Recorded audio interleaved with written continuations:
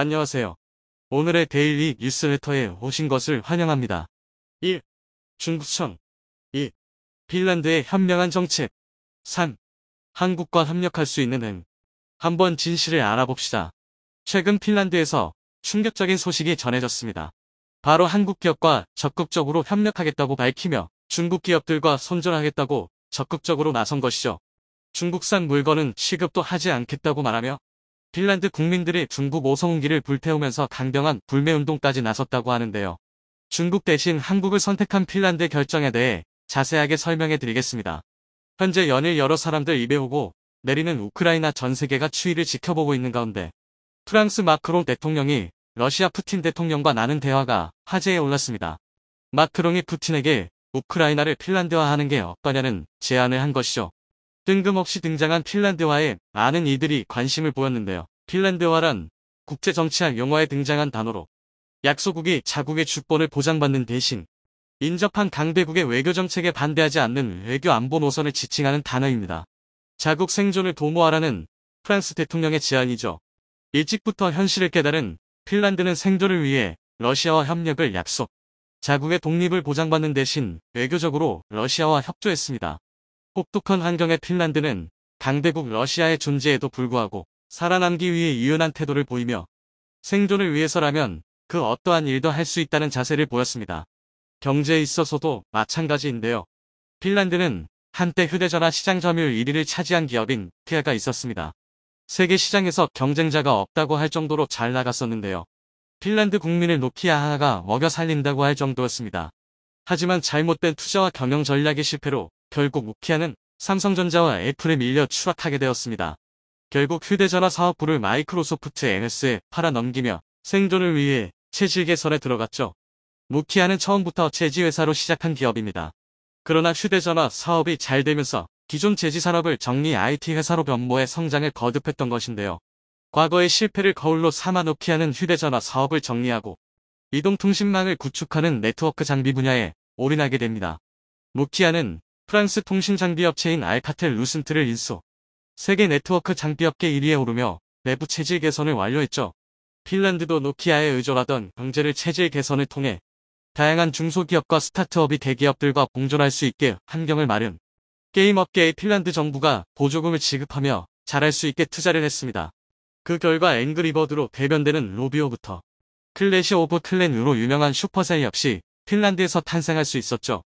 실패를 겪은 이들 핀란드인들은 과거의 영광에 연연하지 않고 새로운 도전을 하는데 주저하지 않았습니다. 핀란드의 발전을 지켜본 중국은 유럽 시장 진출에 있어 유연한 사고를 할 수 있는 핀란드의 모습에 주목. 핀란드가 좋은 파트너가 될 수 있을 것이라는 판단을 내리고 정상회담을 가지며 차이나먼을 투입하기 시작합니다. 시진핑 주석은 사울리 니니스토 핀란드 대통령을 만나 중국 주도의 1대1로 협력을 위해 핀란드가 도와줄 것을 요청했는데요.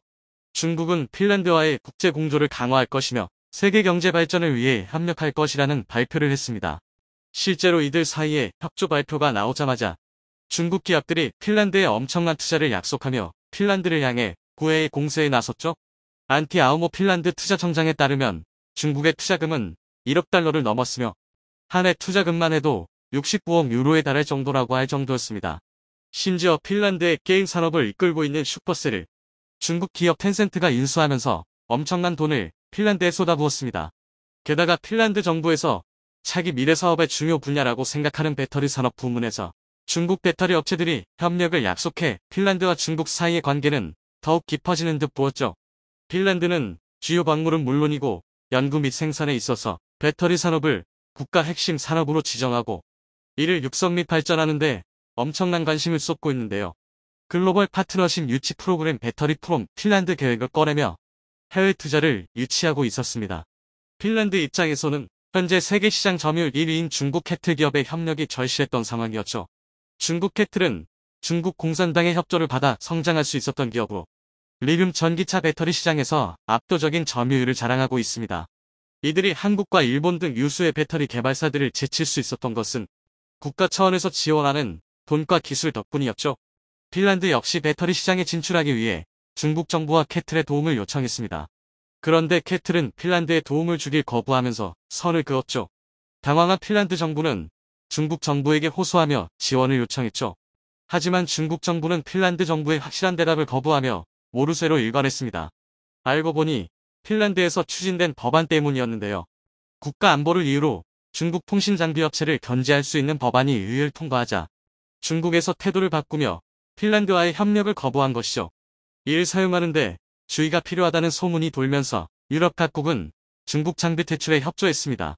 핀란드 역시 이 의회에 동참해 자국 안보에 위험을 미치는 중국 장비에 대한 견제 법안을 통과시킨 것이죠. 허의를 통과하지 않았다는 이유만으로 약속을 저버린 것입니다. 일방적인 중국의 태도에 핀란드 정부는 엄청난 실망을 하게 되죠.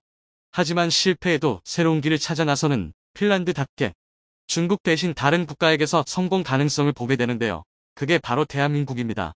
동토의 땅인 핀란드에서 전기차 배터리가 제대로 작동하려면 강추위에도 방전되지 않고 오래 버틸 수 있어야만 가능합니다. 기존 리등 배터리로는 한계가 있다는 것이 정설이었죠. 그런데 한국의 스타트업이 이 문제를 해결한 것입니다. 이 소식을 들은 핀란드 관계자들은 스타트업을 찾아 제품을 테스트했다고 하는데요. 놀랍게도 대한민국에서 기적을 본 것입니다. 영하 30도에서도 충전이 가능한 것은 물론이고 충전 시간이 짧아지고 배터리 수명도 긴 제품이 그들 눈앞에 있었죠. 기존 배터리보다 훨씬 잘 버티면서 성능이 좋은 것에 반한 핀란드는 즉시 한국 중소기업과 계약을 맺어 향후 핀란드에 배치될 노면 전차 트림 개발 사업에 한국산 배터리를 투입, 전 지역에 걸쳐 한국산 배터리를 도입할 계획을 발표했습니다. 한국 기업 그리너지가 만든 리튬 티탄산화물 리티오 배터리는 핀란드뿐만 아니라 북유럽 국가들의 마음을 빼앗아갔죠. 그리너지는 최근 핀란드에 현지 법인을 세우기로 결정하며 핀란드와 협력을 강화하기로 결정했죠. 그리너지는 그 기술력을 인정받아 북유럽 국가들 외에도 미국 유명 전기차 기업들과 협력을 약속하며 성장하고 있습니다. 최근 테슬라의 대항마라 불리는 리비안과 협력을 체결해 본격적으로 전기차 배터리를 그리너지에서 공급하기로 약속했습니다. 캐틀에서도 볼 수 없었던 기술을 가진 한국 기업에 반한 핀란드는 중국과의 협력을 끊고 한국과 손을 잡기 위해 본격적인 투자에 나섰습니다. 그러지 않아도 배터리 산업에 전력 투구를 결정한 핀란드 입장에서는 한국과의 협력에서 대박의 기회를 포착한 것입니다. 최근 중국을 향한 각국의 규제가 심해지는 가운데 미국이 중국 기업들을 향한 규제의 칼을 빼내면서 중국과 협력했던 국가들이 중국과 손을 놓기 시작했습니다. 테슬라의 경우 캐틀 배터리를 사용하지 않기로 결정했고 BMW 역시 캐틀 배터리 사용을 포기하고 이불을 배터리 공급사로 선정해 규제 회피를 위한 움직임에 나섰습니다. 핀란드 역시 처음에 약속했던 협력을 거절했던 중국에 더는 미련을 가지지 않고 새 협력 파트너인 한국에 집중하고 있죠. 중국은 자신에게 매달릴 줄 알았던 핀란드가 한국에게 전념하는 것을 보고 충격에 빠졌다고 합니다. 핀란드는 아예 더 나아가 중국 기업을 핀란드에서 다 쫓아내겠다고 말하며 국제사회의 중국에 대한 강력한 규제를 약속 중국과의 손절에 속도를 올리고 있습니다. 첨단 제품만이 아니라 전 제품에 걸쳐 중국 제품 의존도를 낮추겠다고 발표한 상황. 국제관계에서 영원한 아군과 적도 없다고는 하지만 매몰차게 도움을 거절했던 중국의 뻔뻔한 태도를 참고 넘어갈 국가는 많지 않습니다. 중국에게 당한 핀란드는 빠르게 중국 규제에 동참했죠. 유럽의 일원으로서 중국 제재에 앞장서겠다고 나서는 핀란드는 중국 비스코스 레이온 섬유의 주 원료인 수용성 펄프솔 유불 펄프 수출 중단, 펄프 사업의 재편이라는 명분을 들며 중국과 거리두기에 나섰습니다. 인조 비단이라는 명칭으로 불리는 비스코스 레이온은 세계에서 세 번째로 많이 사용하는 섬유로 중국에서 생산됩니다. 이 섬유를 만들 때 필수적인 수용성 펄프는 핀란드에서 대부분 생산되는데 만일 펄프 수출이 막힌다면 중국은 심각한 위기에 봉착하게 되죠. 중국 대신 한국을 선택한 핀란드. 덕분에 한국은 북유럽 시장을 넘어 유럽 시장에서 점유율을 늘릴 수 있게 되었습니다. 최근 전 세계적인 반도체 부족 현상이 이어지면서 전자제품 가격 상승과 자동차에 탑재되는 차량용 반도체의 부족 현상 등 실생활 곳곳에서 많은 영향을 받고 있습니다. 특히 차량용 반도체 부족의 경우에는 신차 출고 기간을 1년 혹은 그 이상 늘리면서 많은 소비자들이 불편을 겪고 있습니다. 이런 현상이 이어지자 전 세계 많은 반도체 기업들이 설비 투자와 반도체 연구 개발에 많은 투자를 하고 있는 상황에 막대한 이익을 보는 기업과 그렇지 못한 기업 등 크게 둘로 나뉘고 있습니다. 대표적으로 한국의 삼성전자부터 대만의 TSMC까지 아시아를 대표하는 파운드리와 종합 반도체 기업들은 큰 이익을 얻고 있으며 막대한 실적 증가와 주가 상승까지 긍정적인 상황이 이어지고 있습니다. 하지만 완성 반도체 기업들이 막대한 이익을 보는 것과는 다르게 이들에게 반도체 장비를 납품하는 기업, 대표적으로 네덜란드의 아즘 같은 기업들은 시장 확대를 통한 경제적 이익 창출에 제동이 걸려 매출과 이익 증대를 위한 돌파구를 찾고 있는 상황입니다.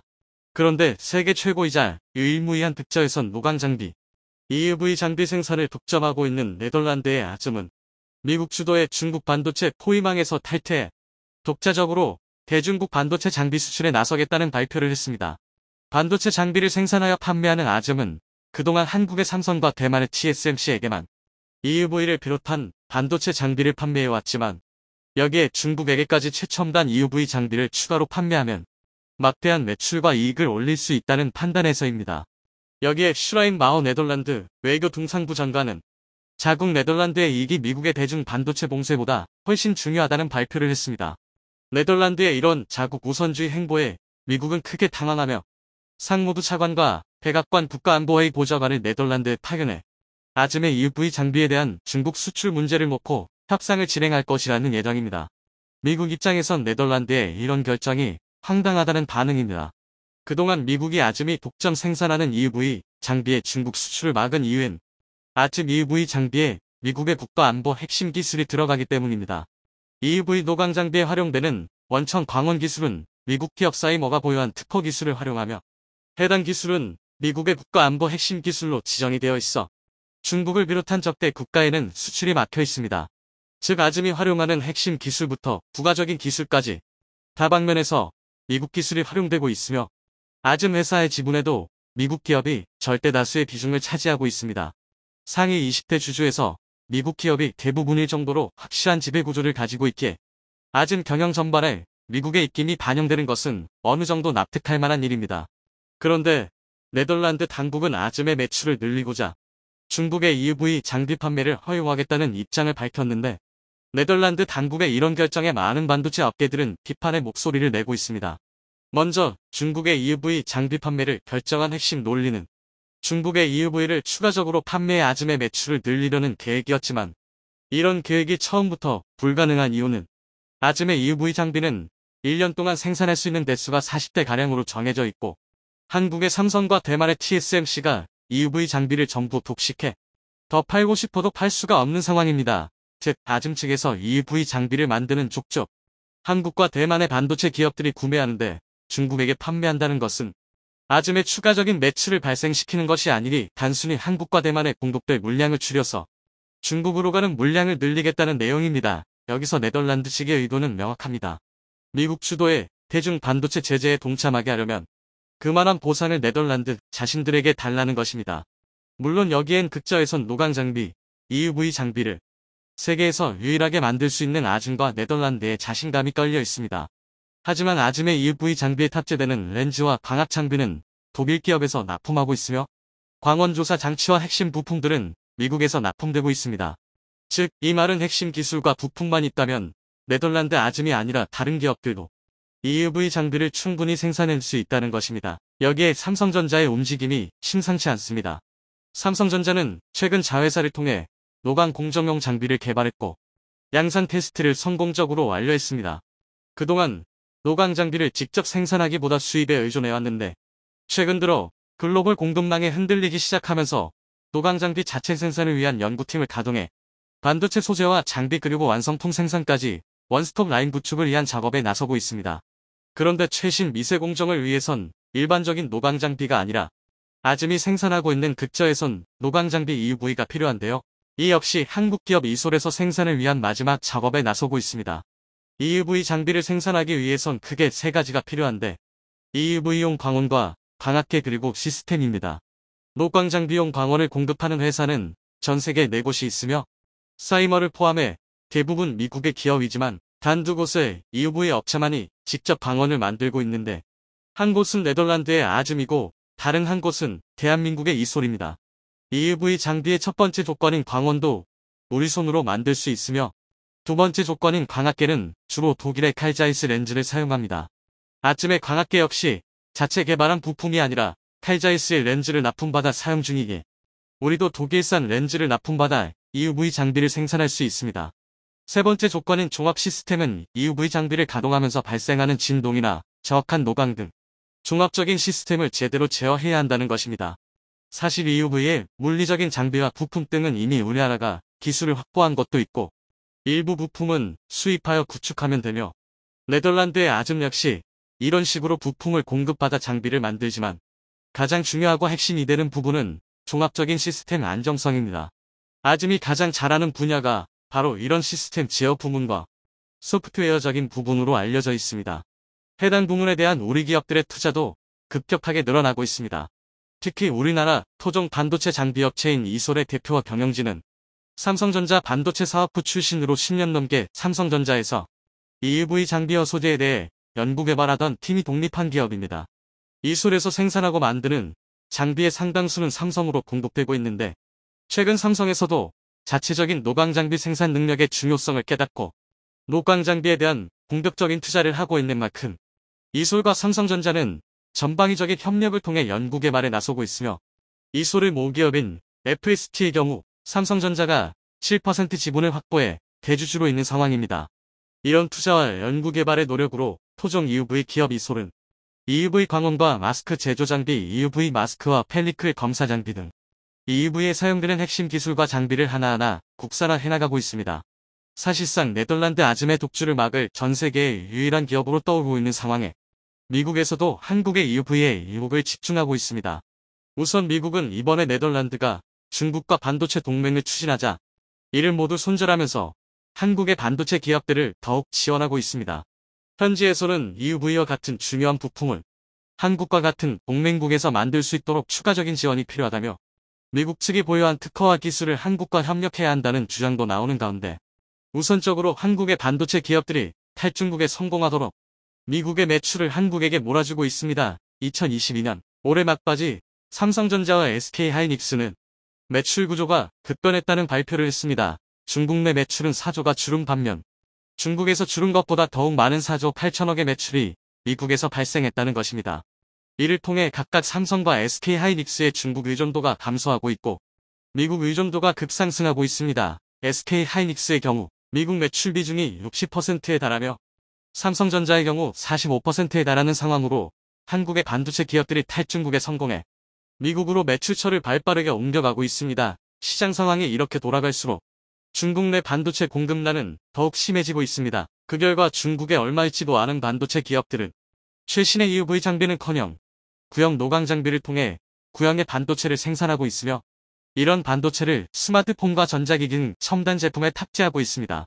특히 네덜란드의 아즘은 미국을 향해 최신식 EUV 노광 장비가 아니더라도 구형의 노광 장비를 팔 수 있도록 규제를 해제해달라는 움직임이 나오고 있습니다.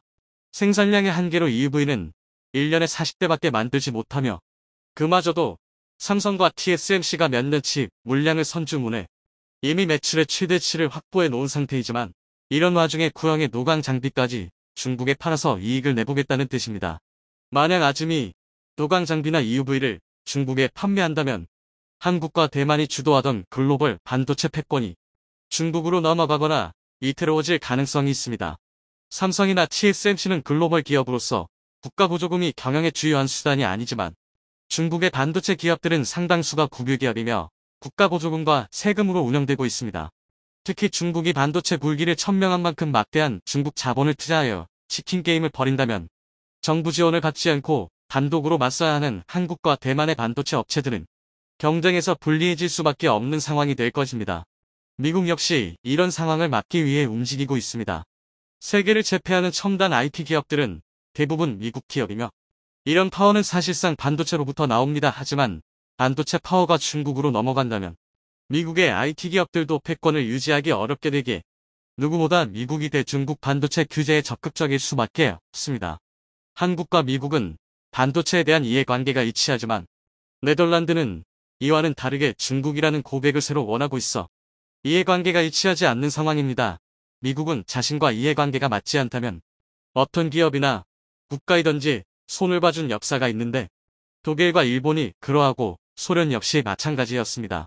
이번에도 네덜란드가 자신의 이익을 고집하고 있지만 한국에서 EUV 개발이 점점 더 진전될수록 미국의 네덜란드 손절은 더욱 달라질 것이란 관측이 나오고 있습니다.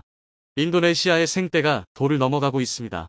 개발 분납금 미납분이 여전히 8천억 원에 달하는데도 이번에는 KF-21의 핵심 기술까지 받아야 한다고 파렴치한 보도를 냈는데요. 그 핵심 기술이란 게 매우 우호적인 일반적인 외교 관계에서도 차마 요구하지 못할 수준이기 때문에 많은 사람들 이 인리의 행보에 공분하고 있는 상황입니다. 한국은 인리가 그러든 말든 시제기라도 받고 싶으면 밀린 분납금 문제를 처리하라는 입장을 고수하고 있는 상태. 입만 살았지 한국이 이렇게 나오면 결국엔 어쩔 도리가 없는 인도네시아는 발만 동동 구르고 있다고 하는데요. 그러든 말든 절대로 마음대로 놀아나주지 않는 한국의 참교육의 인도네시아는 내심 발만 동동 구르고 있다고 하는데요. 인리는 KF-21 공동개발 비용 명목 대금 94억 원을 한국 정부에 지급했습니다. 이들이 지금까지 여러 번 그랬듯 단서 1조 원이 넘는 개발 분납금의 1%나 될까 말까 하는 극히 일부만을 찔끔 내준 것인데요. 그러면서 원래는 올해 안에 낼 계획도 없었지만 없는 예산 쪼개가며 내는 거라고 생색내는 것은 잊지 않았습니다. 이런 상황에서 최근 인도네시아 언론이 KF-21의 기술 이전 관련 어떤 부분이 중요하고 어떤 부분이 발목을 잡는지에 대한 고찰을 기사로 내보냈습니다. 다른 건 몰라도 기술 이전에 발목을 잡고 있는 것은 인도네시아 자신들의 엇보임이 누가 보더라도 뻔한 상황인데 혹시나가 역시나 보도에서는 또 다른 기상천외한 핑계를 대고 있었습니다. 이번에는 무려 미국을 탓하고 있었는데요. 가만히 보면 그 논리가 또 봐줄만 합니다. KF-21 개발에 필요한 핵심 기술은 총 129종입니다. 서방의 무기체계의 편입을 원한다면 이들 기술을 미국으로부터 이전받거나 자체적으로 개발에 양안하죠. 한국의 경우 KF-21 개발 과정에 앞서 4개 기술을 제외한 나머지 125종을 선결 과제로 획득할 수 있었습니다. 하지만 제외된 핵심 기술 사정만은 미국이 한석호 이전을 거부했죠. 남겨진 방법은 한 가지, 국산화였고 한국은 이를 보란듯이 해냈습니다. 이때 획득한 기술 사종이 이사 레이더, 적외선 탐색장비 아르스트, 전자광학 표적 추적 장비요 TGT, 전자파 방해 장비 RF 제머로 하나하나가 현대적인 전투기를 만드는데 필수적으로 들어가야 하는 중요한 기술들입니다. 인도네시아 역시 전투기 획득을 위해 이 핵심 기술 이전을 미국에 요청했는데요. 인도네시아의 경우 한국보다 더 적은 120종만을 허가받을 수 있었고 만약 한국으로부터 KF-21을 인도받게 되더라도 허가받지 못한 5종의 핵심 기술은 봉인되어야 합니다. 이는 미국이 인리를 한국만큼 신뢰하지 않기 때문입니다. 단적으로 말해서 인리는 미국의 편이 아닙니다. 국방을 위해 미국의 우수한 무기와 기술을 갖고는 싶어 하지만 정작 인리는 블루팀에도 레드팀에도 속하지 않는 제3세계를 지향하고 있습니다. 그래서 미국은 인도네시아에 첨단 무기를 만들어낼 수 있는 원천 기술을 제공할 수가 없습니다. 특히 인도네시아를 통해 이슬람 계열 적성국으로 기술이 유출될 것을 우려하고 있죠. 이번에 인도네시아가 보도를 통해서 요구한 핵심 기술은 루루입니다. 루루는 라인 리플레이서블 유닛의 약자로 항공기에서 특정 역할을 수행하는 계통의 하드웨어와 소프트웨어를 통째로 모듈화시키는 기술입니다. 랜딩 기어로 예를 들자면 파일럿이 누르는 버튼부터 그 명령을 처리하는 컴퓨터, 실제로 해치를 열고 랜딩 기어를 전개 및 수납하는 기계부까지 하나의 라인으로 연결되어 다른 계통에 영향을 미치지 않고 분리할 수가 있게 되는 것입니다. 루루 기술을 얻게 되면 항공기를 이런 라인의 집합으로 만들 수 있게 되며 원격지에서의 유지보수 작업을 간소화시킬 수 있기 때문에 군용기의 경우 야전, 정비성이 크게 향상되는 효과를 거둘 수 있습니다. 또한 무기의 수출 과정에서 함부로 넘길 수 없는 중요한 기술이 포함되어 있을 경우 해당 부분만을 나머지 부분이 제대로 작동하는 상태 그대로 기술 봉인시키는 데에도 용이합니다. 이러한 이 점 덕에 루루 기술은 이젠 현대적인 항공기 제작에 필수 불가결한 기본이자 핵심 항공 전자 기술이 되었죠. 한국의 경우 과거 미국으로부터 KF-16의 생산면을 따오면서 루루의 기술 일체를 확보할 수 있었습니다. 당시 KF-16의 도입 사업 규모는 5조 5천억 원, 현재 화폐 가치로는 20조 원이 넘는 초대 규모 사업이었습니다. 미국으로부터 생산 면허를 얻어오기 위해 상당한 대가를 치렀던 것이죠. 그리고 그만한 출혈이 아깝지 않게 현재에 와서 KF-21을 개발할 때엔 루루 기술 역시 국산화를 마치고 독자 개발한 규격으로 적용시켰습니다. 당시로서도 천문학적인 비용을 내고 기술을 이전해온 것에서 그치지 않고 피나는 노력을 더해 이전받은 기술을 체득하고 국산 기술로 재탄생시킨 것입니다. 그런데 인도네시아는 미국으로부터 루루의 기술 이전을 허가받지 못했습니다. 그래서인지 KF-21에 국산 루루에 대한 기술 접근 권한을 받아야 한다고 주장하고 있는데요. 익스포트 권한, 즉 루루 모듈 내에 공인된 기술에 대한 추출 권한까지 언급하고 있습니다. 한국으로서는 어처구니가 없죠. 우리가 얼마만큼의 비용과 노력을 들여서 손에 넣은 기술인데 인도네시아는 그걸 돈도 제대로 내지 않으면서 홀랑상튀겠다는 뜻이나 마찬가지이기 때문입니다. 얼마 전 인도네시아는 4.5 세대 전투기를 자체 개발하겠다며 무겁을 공개한 적이 있습니다. I-12 시카탄으로 불리는 이 계획은 길이 12.5m, 높이 3.5m, 날개 길이 7m에 쌍발 엔진을 탑재한 현존하는 전투기 중 가장 작은 멀티롤 전투기의 개발을 목표로 하고 있습니다. 그런데 이 전투기의 설계에 인도네시아 국영 항공기 업체들 참여에 논란이 되고 있는데요. KF-21의 인도네시아 버전인 IF-21의 현지 생산을 담당할 제작사인 국영 기업 PT 인포글로벌이 이 목업을 공개한 장본인이 때문이었습니다. 제식 번호가 I-22인 것이 KF-21의 다음 넘버링이라는 의미로 보이기 시작하는데요. 이 때문에 인도네시아 기술진들이 KF-21의 기술을 빼돌린 게 아니냐는 의혹이 제기되었습니다. 그리고 역시나 이들이 그럴 생각이었다는 것이 이번 보도로 확실해졌습니다. 다만 대놓고 익스포트 권한을 내놓으라고 할 정도로 뻔뻔할 거라고는 상상하지 못했을 뿐이죠. 이들이 요구하는 것은 단지 기술을 더 내놓으라는 수준의 이야기가 아닙니다. 미국이 이전 거부한 기술을 한국을 통해서 우회해서 습득하겠다는 의미나 마찬가지로 이는 곧 그로 인해 한국과 미국의 관계가 어떻게 되건 자신들은 알 바 없다는 태도입니다. 당연히 한국은 천지가 뒤집히지 않고서야 이런 말도 안 되는 요구를 들어줄 이유가 없습니다. 한국이 힘들게 국산화한 기술을 뒤통수나 치려고 하는 나라의 통째로 넘길 리도 없고 수십 년간 쌓아온 미국과의 관계를 고작 이런 일로 망칠 수 없죠. 결국 한국의 입장은 변하지 않습니다. 분납금이 다 들어올 때까지 인도네시아는 시액이 한 대도 받아 갈 수 없을 것이고 분납금을 다 내고 계약한 물량을 인도받게 되더라도 어쩔 수 없이 IF-21에는 최소 중 최대 구종의 핵심 기술이 빠진 다운그레이드 사양이 될 것입니다. 한국이 국산화한 사정의 핵심 기술을 봉인 상태로라도 제공받지 않으면 핵심 기술이 구종이나 빠지는 IF-21은 사실상 제대로 된 전투기 노릇을 할 수 없습니다.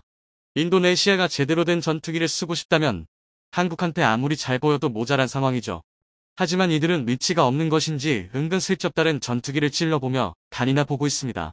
앞서 언급한 기술 이전 관련 고찰 보도는 사실 인니 측에서 꽤 오랜만에 나온 KF-21 관련 보도입니다. 불과 몇 달 전만 해도 인니는 하루에도 몇 개씩 KF-21을 다루는 기사를 내보냈었죠. 그런데 최근엔 갑자기 KF-21 관련 보도가 잠잠해지고 다른 전투기에 대한 보도가 하나둘 나오기 시작했습니다. 대표적인 게 라팔과 F-15X인데요. 신형 라팔 42대를 10조 원에 계약하고 F-15X 36대를 17조 원에 계약하더니 한동안은 이들 무기를 사양하다는 이유를 누군가한테 변명이라도 하는 듯이 계속 보도했습니다. 기사의 제목부터가 부르는 것이 나쁜 것은 아니다라서 돈 떼어 먹힐까 노심초사하는 입장에서 보면 괘씸하기가 짝이 없죠. 물론 라팔을 계약한다 쏘나 F-15X를 계약한 보잉도 바보는 아닙니다. 공동개발을 약속한 한국에다 8천억 원을 주는 것조차 차일피 밀어대는 인니가 뻔뻔하게 분할 납부를 한다고 나서니 기업 입장에서 이들을 무턱대고 믿어줄 리가 없습니다. 이들 역시 인도네시아 정부의 대금 상환 능력을 의심하고 있고 인도 시기를 2026년으로 최대한 미루고 초도 물량도 고작 10대에 불과합니다. 라팔이나 F-15X도 출중한 전투기이기는 하지만 최신 성능이 들어간 KF-21만큼 매력적인 선택지가 되지는 못하는 상황. 그나마도 인도 시기가 미뤄져 버리면 한국을 등지면서까지 구매하는 메리트가 없습니다. 인도네시아가 스스로 깎아먹은 신뢰로 인해서 대가를 치르고 있는 것이죠. 인도네시아는 대체 언제쯤 정신을 차리게 될까요? 물론 조만간 폴란드가 KF-21 사업의 얼굴을 비추겠다면 이야기는 전혀 달라지는데요. 인니도 다 필요가 있으니 전투기를 구매하는 것일 텐데 이대로 가다가는 공동사업자에서도 밀려나고 시액이 인도도 받을 수 있을는지 알 수 없는 상황입니다. 이미 한국 내의 여론은 완전히 돌아서서 KF-21에 붙은 인니 국기를 뒤집어서 폴란드 국기로 바꾸라고 아우성인 상태. 인도네시아가 진정 자국의 안위를 생각한다면 이제라도 한국과 제대로 된 대화를 나눠봐야 하지 않을까 생각해봅니다.